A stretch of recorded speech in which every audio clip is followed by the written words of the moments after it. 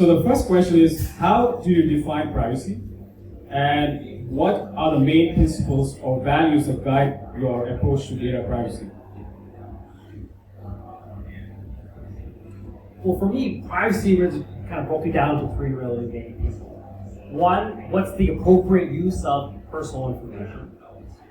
Secondly, whether individuals actually know and about how they can control, what rights do they have regarding their personal information. And then finally is about organizations protecting personal information. So that's what privacy means to me. I think in terms of values, I mean, there's these 10 privacy principles. We'll probably talk a bit about them throughout the evening, but it's those 10 kind of guiding principles which kind of, it doesn't matter what privacy, what jurisdiction you're in, doesn't really matter what law you're in, those 10 core privacy principles really kind of guide any organization around the world on how they should treat personal information. Yeah, just to simplify what you said, privacy is something, you are in your room, your right to enjoy within your room, exclusion to the rest of the world. It's like, your room has a window, the curtains are down, so it's private for you. Exclusion to the rest of the world, and you can allow somebody to come in or not. So that, selective, exclusive right of yours, I define privacy. And of course, the principles will be discussed throughout the discussions. That's privacy only. That's a really good question. Answers. What are some of the most common challenges or misconceptions you encounter when educating companies on the importance of data privacy and security?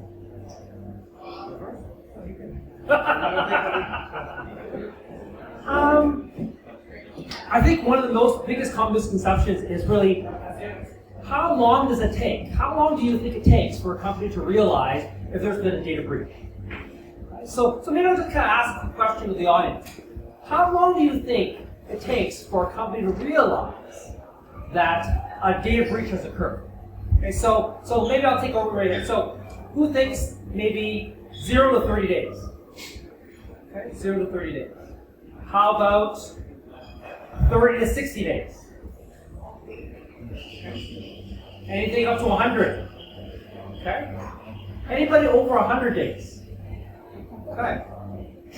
So on average, it actually takes 204 days for a company to actually realize that there has been a breach has occurred. That's almost 7 months. And then on average, it takes another just over 2 months for them to actually contain and stop the breach from happening. So in terms of a misconception, the fact that here, it's like, oh wow, you know what? A lot of people in the room thought, 30, 60 days. It actually takes a lot longer. So how does that change what a company does in terms of, they need to be much more proactive and figure out whether something happened rather than be reactive. So the thing is that companies have to be active, but yeah, the challenge that I see, humans are the weakest link. The biggest challenge that I see, human, it's about when we talk about privacy or data protection as a whole, it seems like there is some technology, there is some particular team that will take care of it. But it is the job or responsibility of an organization as a whole. So till the time that misconception stays, these instances are going to take place. That cannot be cured. That's the biggest challenge that I see. 7 months. That's really cool. Totally threw me off. So what strategies can organizations employ to build a culture of privacy awareness and responsibility among employees and stakeholders to minimize privacy breaches and data mishandling? As you said, humans are the weakest link, so how can we train? Yeah. So most important thing is to, there cannot be 100% safety anytime. Any organization, it has to be prepared that a data breach will happen. The important part is, there is a policy of zero trust when we talk about data protection. And so that you cannot trust anybody out there. That's the basic thing. If I club that with the human part of things, it cannot be just the IT team that is, answerable around the security of the data. It will be people in the administration team, it will be people in maybe human resources team, anybody. So it's just an overall organizational responsibility. So it has to be addressed with trainings, it has to be addressed with technology, and it's an ongoing process. It's not that today any company becomes compliant with the standards, they put in the right pieces in place. Tomorrow things will change again. So it's an ongoing, it's like your body's immunity. You have to maintain and strengthen it every day. You cannot go easy on this. This is an ongoing process. I think there's a couple of things that, in terms of your question. I think one of them is the fact that, it helps to embed or to have people throughout the organization to know about privacy. Okay? It's not just about a couple people or the chief privacy officer that you go to for questions. If you have someone who's, let's say, a privacy champion or privacy lead, or someone in each department, that helps that distributed network, I guess, of privacy, knowledgeable privacy people, helps to encourage that privacy culture.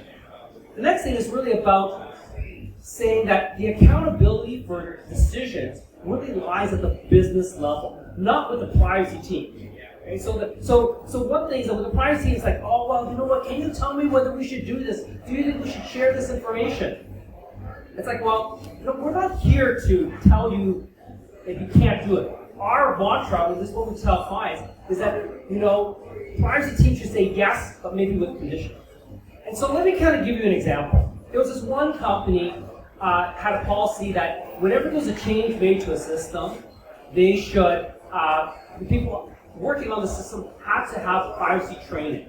But then this one executive says, oh, you know what? We're bringing in this consultant to work on the system. And yes, the system involves personal information, but we only have them for 20 hours. And I can't afford them to spend time to go through a 1-hour training course.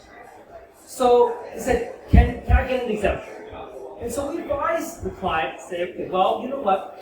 Sure, you can. If you don't want to do that, you could, but this is what it's going to take. Okay? You're going to have to make sure that consultant signs extra provisions in their contract to make sure they comply with privacy law. But more importantly, if they make a mistake, if they do something that's not against privacy policy or privacy law, you as the executive in charge, you are accountable for what that consultant does. So what do you think happened? The executive says, that consultant will be in the training course on Monday. Okay? And so that's a way to embed that. So the accountability is at the business level, not with the pricing. So that's how you make them really understand that, you know what, they're accountable for those decisions, and therefore they will take that more seriously. As we're getting there, and seeing obviously all the pictures. So, how can we find a balance between safeguarding individual privacy and allowing for sharing of data for greater good, such as healthcare and public safety data? Is it necessary to collect personal information to achieve these benefits? What are your opinions on that? Well, I think you have to kind of balance as to what are the benefits for society as a whole versus what privacy of the individual is given up. I think one case that kind of caught the people's attention was during the pandemic, where Public Health Canada was looking to see what the location data was in terms of people moving around their cell phones and saying, okay, well, you know what, everyone's supposed to stay at home, and we want to see how effective are people actually listening that they're staying at home. And so they got the location data to see whether people's cell phones were moving, right? To see whether people were in. And so there's a lot of discussion at the time as to whether, was that useful? Was that good? And if you ask me, I think as long as the government wasn't trying to actually figure out who that person was, they weren't trying to be punitive in terms of saying, well, okay, well, that person was away from their home for 6 hours, so they could not have been just on a walk or whatnot. So I think that we have to kind of balance as to what's the public good versus what the loss of privacy might involve. And it's never an easy question. So to begin with, greater good as we call it, it itself is a very wide term. So what would be a greater good for government might not be for citizens and individuals, because in terms of privacy, we talk about evolving technologies, especially in the lifetime of Gen AI as it is coming, and as computer vision is there. So how that data is collected and used. So you know there have to be principles to regulate this. There has to be an ongoing dialogue around privacy. You know, as privacy professionals, or at times, you know, as privacy activists, we really want, you know, somewhere in our heart that, you know, personal information should not be collected at all. But when we see things from the other side, without this data, evolution cannot take place in terms of technology, because technology needs data. So that's where the newer technologies, which inherently are, you know, built on privacy by design or encryption, those technologies have to be promoted around this. You know, if we have to strike that balance. And of course, it's an ongoing dynamic journey for everyone. But thing is that as more users get aware, right now, as I see, there is a lot of noise. A few days back with Zoom thing, you know, Zoom was collecting data, the facial data. So that was there. There is a lot of noise, but it calms down. The fact is that even Microsoft, your Google call, everyone is collecting that data. But it came on in limelight, on Twitter, everywhere because of the Zoom headline. So thing is that there has to be a balance, and it's an ongoing dialogue between we as end consumers and the corporations and the government. It has to be there to strike that balance. Before I come to the next question, can you open the window? A lot of people are here, so the room is getting hot. So, okay. Well, it's a really good perspective. The Zoom was very recent and surprising for me too. So this is the main question. What steps is the Canadian government taking to ensure the protection of personal data for Canadians? Are there any specific laws or regulations in place to safeguard our information? I know there are many acts. Can you say some of them? So there's a private sector law called the Personal Information Protection and Electronic Documents Act. So that's generally what we operate here. So in terms of your question, what is the Canadian government doing? That law was first introduced or enforced 20 years ago. And so it's badly outdated. So the Canadian government has introduced a new law as part of Bill C-27, which is now going through Parliament. So it will be, there's a number of steps, but it will be going to a House of Commons committee in the fall to take a look at. So that law is meant to update, give some enforced powers to the Privacy Commissioner, but also it will have, for the very first time, some significant monetary penalties for companies and organizations that don't follow privacy law. So that will be a major development, and if it does get passed, which may be not until the new year, it will be a welcome improvement. So another crucial thing about extension of Bill C-27 is the AIDA, the Artificial Intelligence Data Act. That act includes, regulating the biasness or harms that AI can end up causing to the users. So that's an important provision if it gets enforced. So beyond that, I think if this regulation comes into force, we should be in a good shape in terms of taking care of data. Of course, it will be an evolution. There are still, because technology is developing at a faster pace. So keeping abreast with the developments, that is very important. Now this is a question I have because when I returned back to Canada, I was looking at the Equifax. They have all the information like the past 20 years. A few years ago, if you remember, they leaked, there was a data breach and they leaked a lot of information to a lot of people. So is there anything we as individuals can do to protect our data and not put it in such a vulnerable state? So protecting our data, it comes on to be very aware of how you are using internet, how you are using devices. It starts with the kind of passwords that you make. Stop using your anniversary dates, birth dates, anything relatable, because those are the weakest passwords. It hardly takes even a second to crack those. Then be very cautious and aware about the privacy practices of applications you are installing on your devices. I know it's very complicated to go through the privacy policies, but if you start going through the privacy policies of these applications, I'm sure a lot of applications would be uninstalled. The way. And besides, when you install these applications, they ask for a lot of permissions of having access to cameras, microphones, and your media libraries and everything. So don't give those permissions to almost all applications. So these are the very basic things, but beyond that, yes, it is an ongoing thing.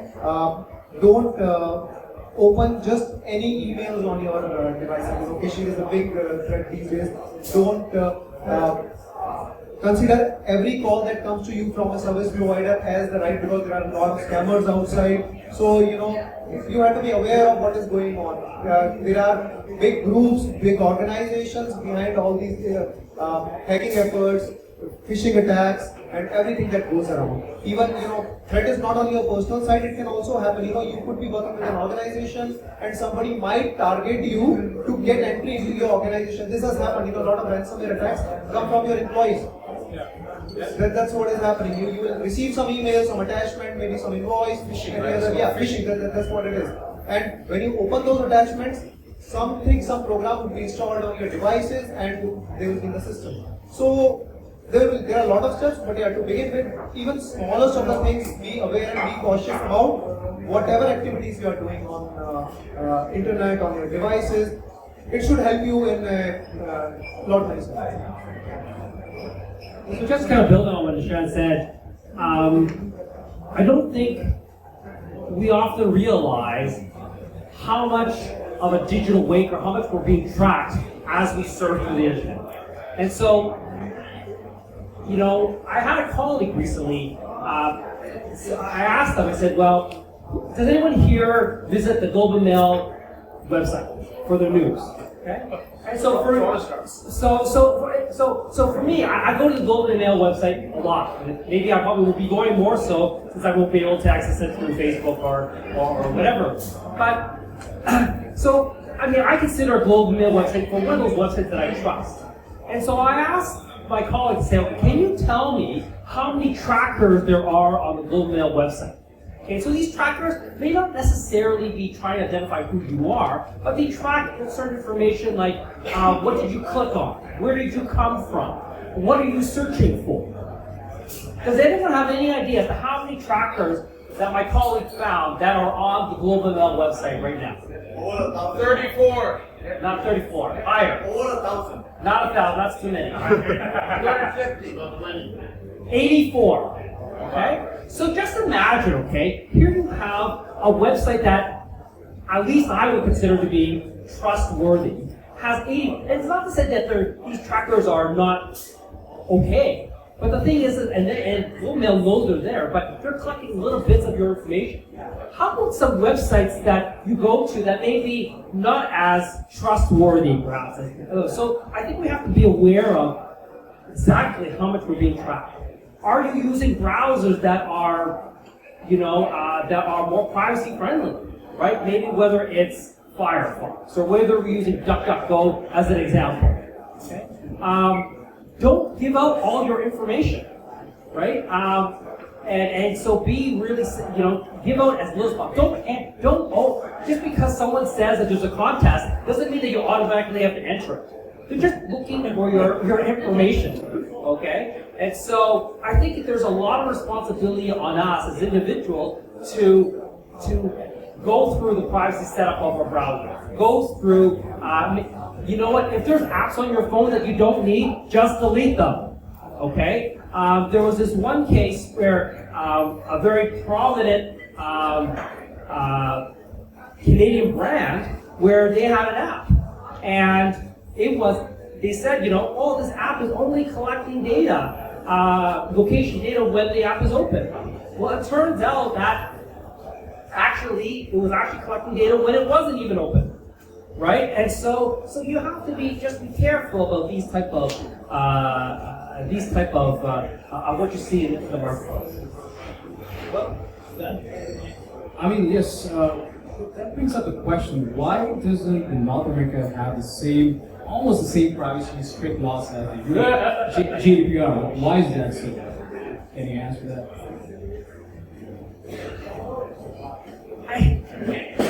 That's not something I don't think either one of us can really answer. But I think the thing is that it does make it very difficult for organizations to comply with privacy laws, right? It's just. But the Europeans do it. They do have a very strong law, but I think that each jurisdiction has its own political motivations as to why they do that. Do you want to? You want to answer? You want to answer? You can answer, John, if you like. Yes, John is one of the authority of privacy. Here, ladies and gentlemen. Throw it over.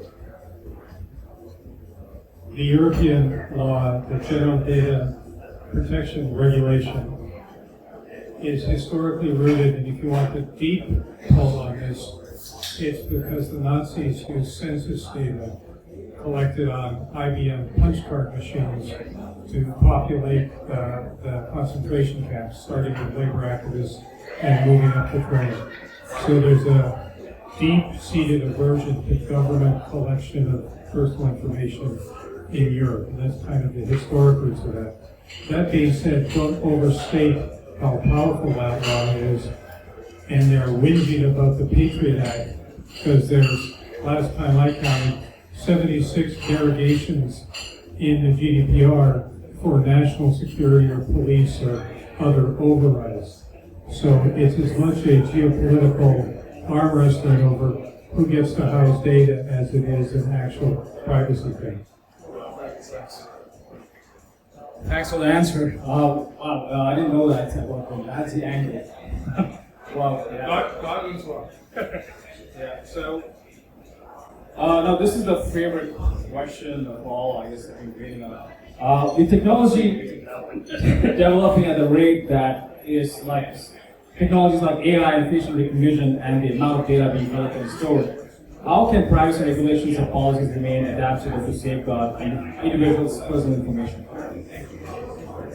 The technology developing at a faster rate, technologies like AI and facial recognition and the amount of data being collected and stored, how can privacy regulations and policies remain adaptable to safeguard individuals' personal information?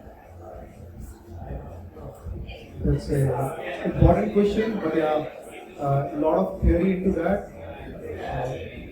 I think instead of localization, there has to be an international framework and standards around that, because governments lag behind in pacing up with the development of technologies. While any technology evolving in any part of the world, it outrightly, maybe the next day it goes to across the globe. And with regulations, today we are talking about Bill C-27, which has been pending since last year.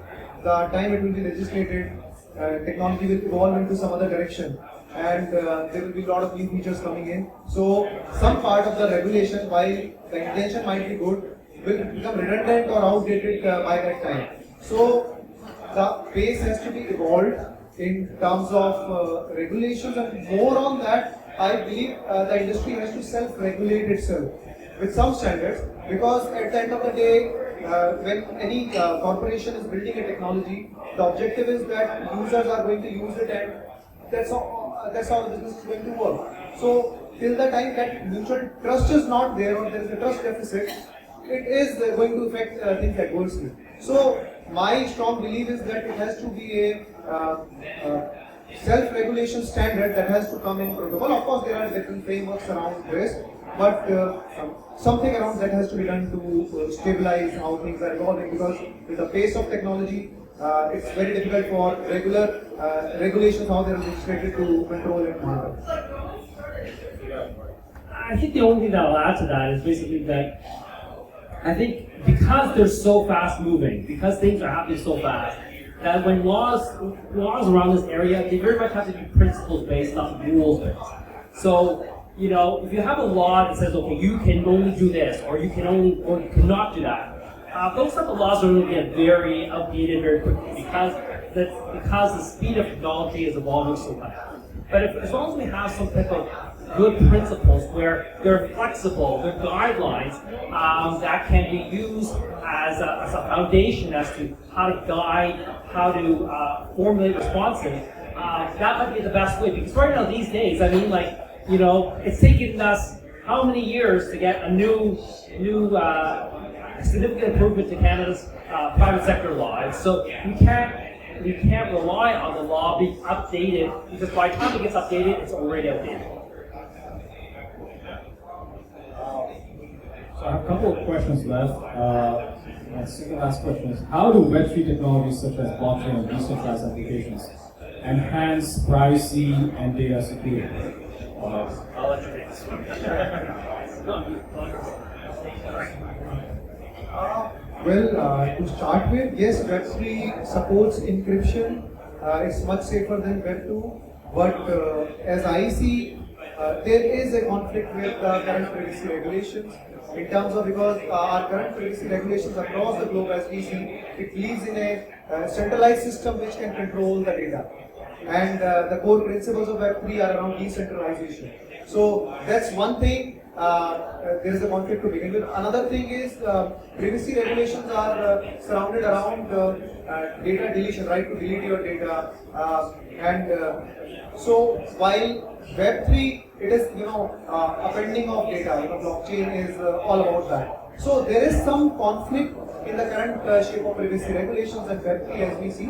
But as it is evolving with using things like zero knowledge protocols and implementing those, things can be worked. But yeah, I think more dialogue is needed around this approach. But I strongly believe Web3 is the future of privacy. Laws have to be, as we answered in the last question, there has to be principles which basis for evolving the regulations and basis that I think they can coexist together. Okay. Am I allowed to push back on a couple of things? Yes, you can, of course. I couldn't disagree more about self-regulation in the data space. That's the equivalent to saying, well, we should let oil companies self-regulate for the greater good of climate change. Just the interests of the company are at direct odds to the interests of the economy. And there's a similar dynamic at play in the data economy. So self-regulation, not going to end well, I don't think. Secondly, on the question of decentralized, blockchain and similar efforts are not decentralized. There's one damn ledger. How is one ledger decentralized? It's physically decentralized and logically decentralized in where it's located, but it's one ledger.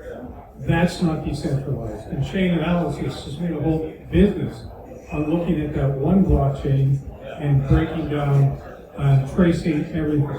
So on those two things, I just want to push back and give it friendly.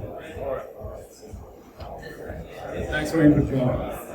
So, the last question is mainly to do with the user using tools to protect their privacy. Recently, I was just signed up for a webinar, online webinar, and I entered my phone number. Usually I don't enter, but this time I entered. And then the next week I had a barrage of calls.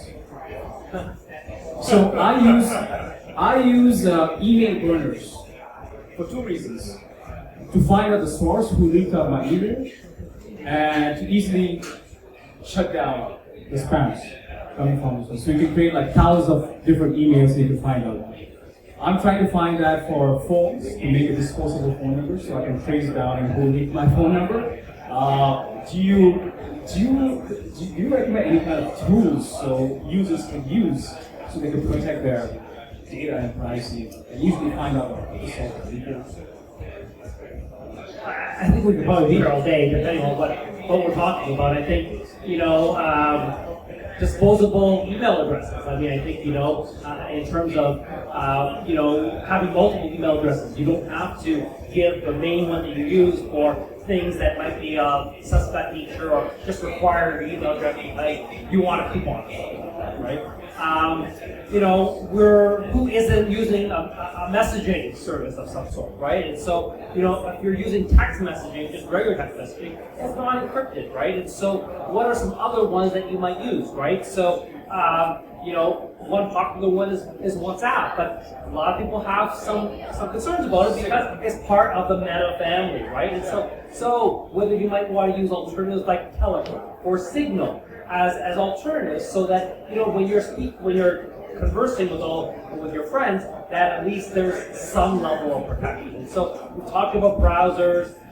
So there are a lot of different things that you can do to protect yourself. But again, I think it is our own responsibility to make sure and to push back. Let me give you this one example.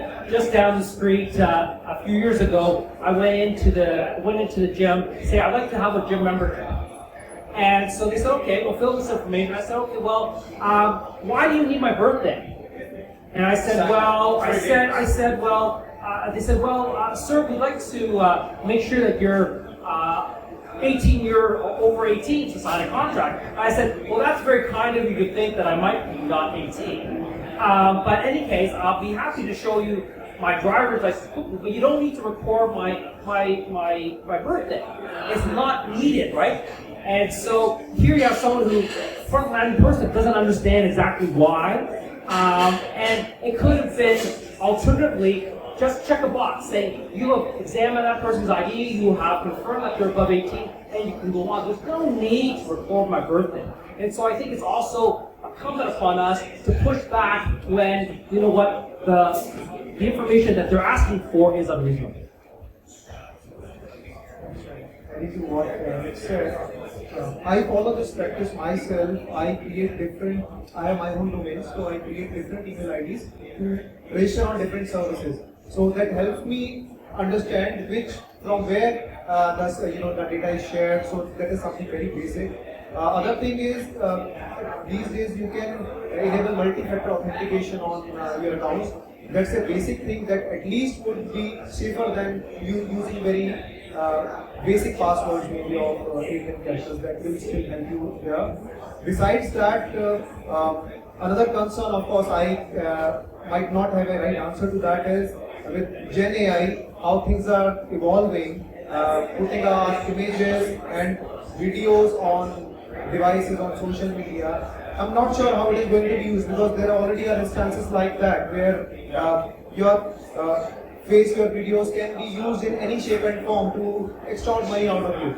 So each one of us has to be very cautious how we share our data, and especially avoid sharing data of your kids. Don't put their images, information on social media, because this is not right in a sense of privacy. Tomorrow when they grow up, it's not their consent, they might not like it, and anyhow, it can be abused in not many shape and forms when you read it with Gen AI and things like that. So the overall setup is evolving pretty fast, and just keep on doing their research. I have a couple of solutions in my mind, but I don't want to solicit them because you can never be sure about their privacy practices. We are talking about that right now. But yeah, if you find any good sustainable password manager, you can try using that.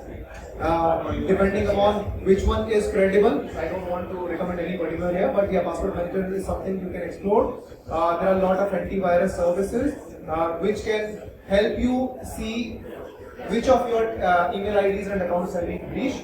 They come with such solutions, so you can explore those. Many of you would already have your subscription. You can use VPN when you are accessing public internet, Wi-Fi anywhere. So those are very basic steps that can help you be a bit more secure than not using anything at all. Thanks. Password manager, that tip was very, very important, because people keep using the same password. Yeah. And then everything gets used. VPN also is good to encrypt the first one. And also, before I open the floor to questions, it's a real story. Just recently I read a newspaper that there was a hacker group. They first hacked his friend's email, and they knew that he's flying off, and they called his friend using generative video to send money because he's in need. So he sends the money and they ask for more. So he's curious and he called the number. So his friend was like, "Why didn't you call me all these years?" And he realized it was scam. So this is like it's happening. Phishing. Yes, it's happening right now. Kind of phishing and everything generative AI. So I'll open the floor to questions. Anybody has questions here?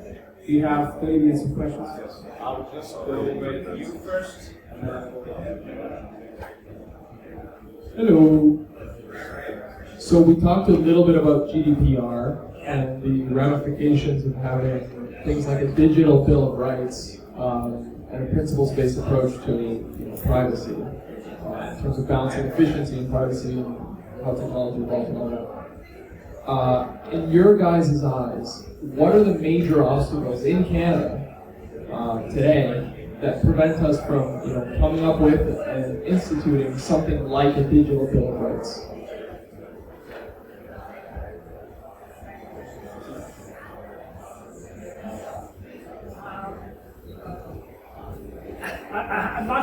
I'm not going to answer it directly, but I will kind of tell you maybe one concern I do have with privacy laws here that we have here in Canada.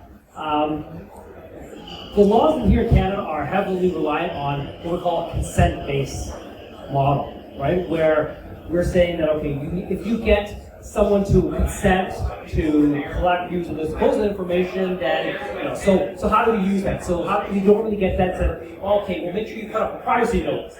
You let that person read that privacy notice, and then if they agree to it, then you can use it for whatever. But when have you last read a privacy notice that, number one, that you understood, number two, that you really wanted to read?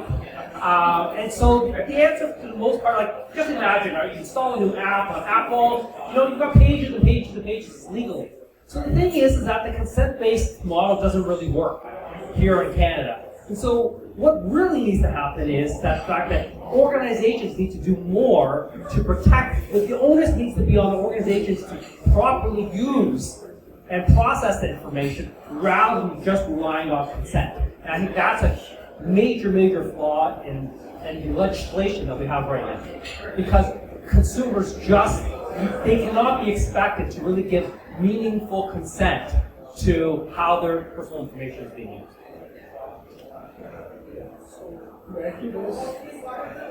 I think, as you said, there has to be somewhere a digital bill of rights. Sometimes something like the charter, it gives you certain rights. So in a limited form, there has to be some elements, some rights which cannot be compromised by any of the corporation which is doing business here. Because as Nick rightly said, there cannot be a very meaningful consent from anybody and everybody who is installing an application. So it has to be somewhere in framework around that. These are principles that need to be followed and they cannot be compromised when you are developing any technology and when you are collecting any data from the user. So if that would be proposition, I think we could have more meaningful and dynamic privacy regulations as compared to what we have here.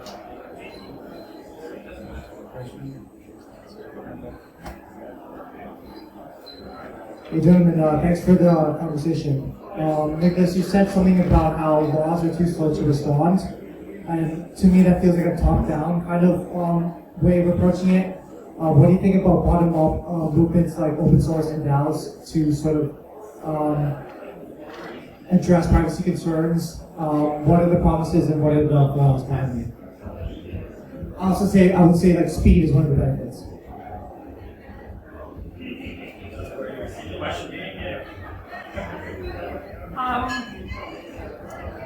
I think that would be a terrific idea for a more grassroots movement. And I think that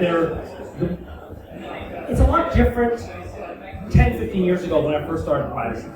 Back 10, 15 years ago, no one knew what privacy was, right? And it was an uphill battle. Now, these days, most people have some basic understanding of privacy. And I think that,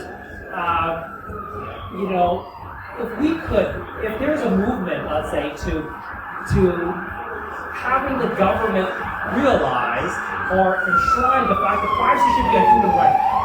Okay? Similar to what they have in Europe. Okay? And so if you have that enshrined as a human right, it would very much seen in a very different light. And so I think that would be, if there's a groundswell movement saying to the government, we really want this enshrined as a human right, that would really be something that would really take privacy to a different level. More questions?